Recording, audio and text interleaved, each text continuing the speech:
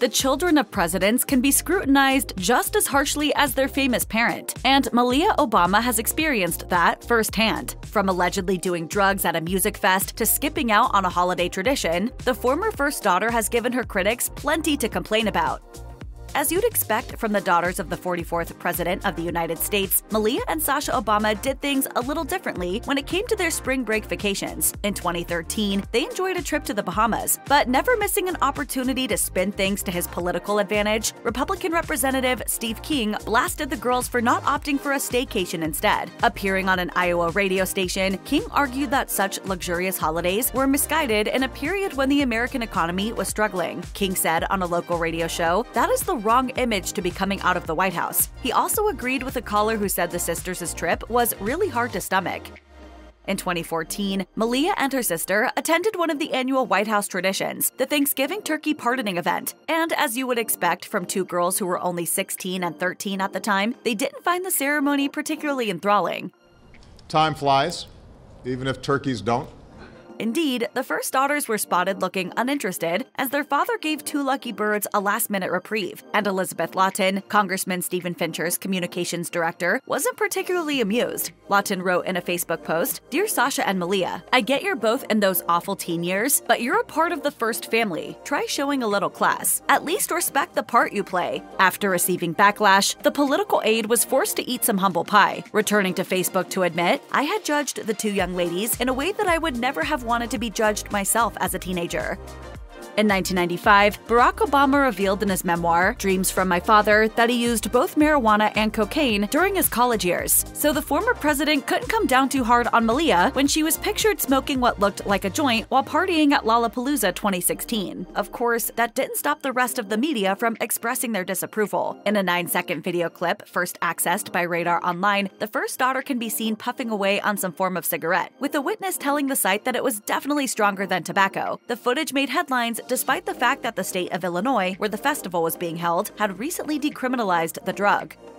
Not only was Malia criticized for allegedly smoking pot at Lollapalooza 2016, she was also chastised for turning up to the festival in the first place. Yes, at the same time that she was dancing to the likes of Scandinavian DJ Kashmir Cat, the Democrats were holding their national convention, and a history-making one too. Indeed, this was the convention where Hillary Clinton accepted the party's presidential nomination, becoming the first woman to do so. Let's build a better tomorrow for our beloved children and our beloved country. That said, some commentators believed that Malia's no-show at the event, in which both her parents gave endorsement speeches, was a sign of disrespect. It's not known whether Malia was pumped to vote for Clinton, but the former Secretary of State was no doubt relying on her support. While referring to President Obama's legacy while on the campaign trail, Clinton told the press, "I happen to think those two young women may be the most impressive accomplishment of all."